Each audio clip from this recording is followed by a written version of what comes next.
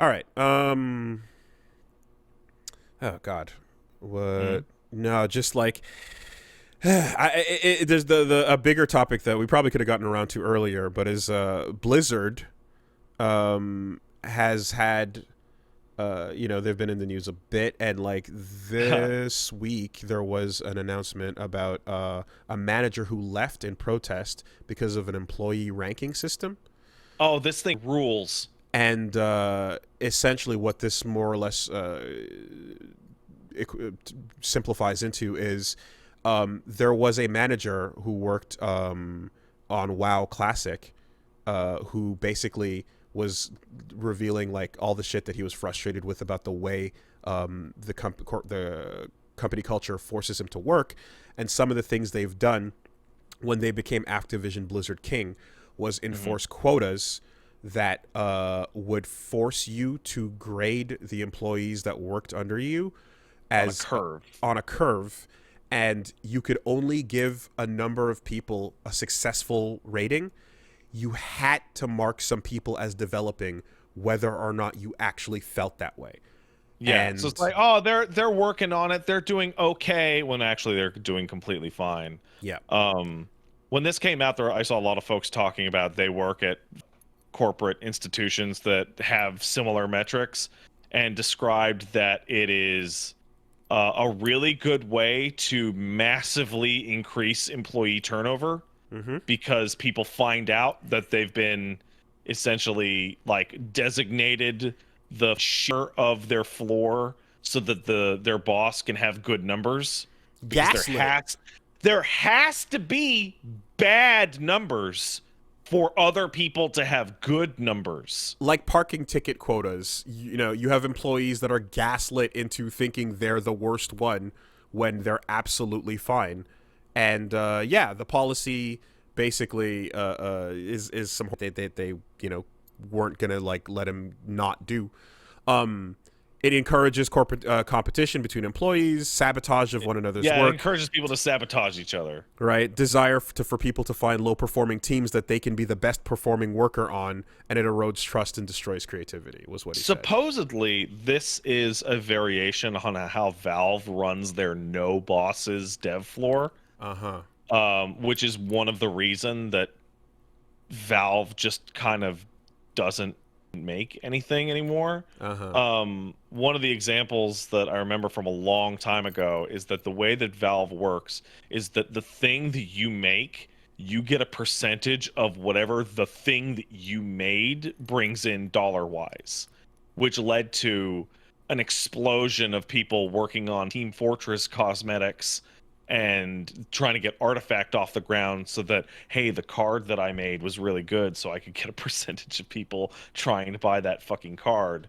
And this bossless, awful structure combined with that just constantly sabotages projects, because if your sucks, your inter-office grade will rise if somebody else's sucks harder or just doesn't come out.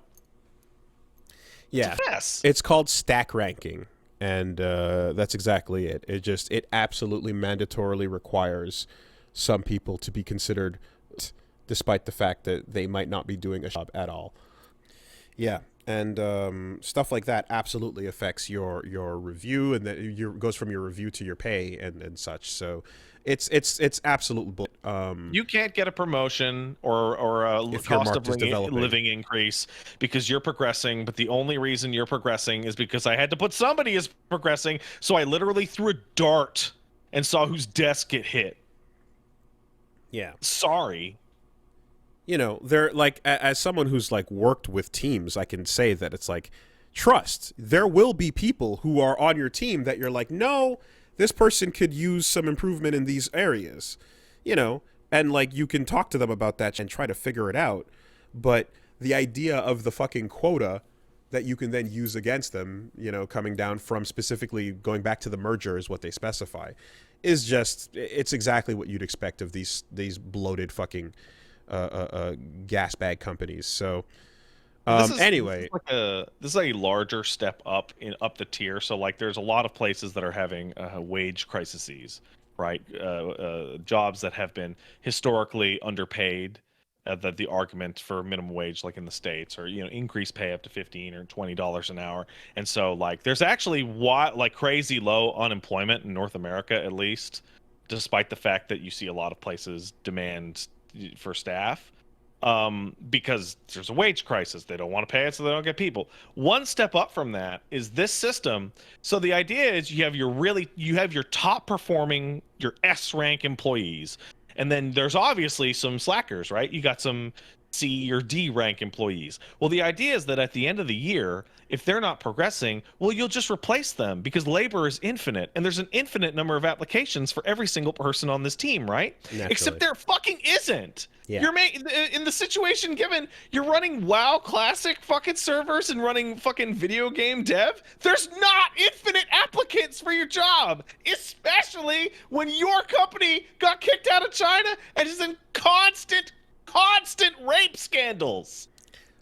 But the context which this stack ranking style of managing was introduced and first invented was in the fucking 80s at General Electric, when they were first getting tech companies started up, and they used it in that context to particularly make a hyper competitive environment like, back then. And let me tell you, my dad worked for GE in the 80s. In GE in the 80s, there was an infinite supply of applicants.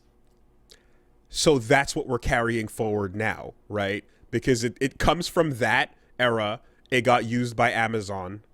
And then it's straight up old fucking tech world mentality where if everyone's at each other's throats, then it's a race to the bottom for wages. It's a race to the bottom for quality of your job support. That was a situation. Do you know how my dad worked for GE at a generator plant to make electric generators for hydro dams? He got the job by going there and being like, "Hey, can I work in your factory?" And they're like, "What education you got?" And he's like, "Nothing." They're like, "Cool, fine. Get in. Here's how you don't kill yourself in the copper cooking machine." Naturally. When you do that, you have infinite applicants. Because you'll take any dude off the street. Yeah.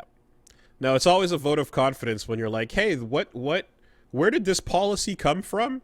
And you smash cut back in time to Mad Men and the fucking Wolf of Wall Street, with dudes on fucking lewds just losing their minds and going like, "Oh, right, that's where this policy came from. Cool. Got it." The era that tainted American dollar bills with cocaine to the part where you can't get the cocaine off of American currency. Anyways, good times over at Blizzard. He says that he's willing to return if they ever got rid of that shit, but they're not gonna. Come on.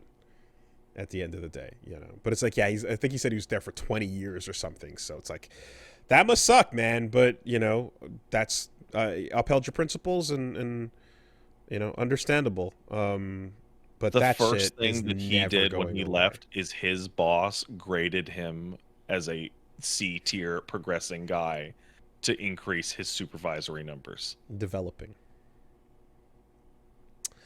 How long can I keep him on developing when he's not here? Until somebody finds out.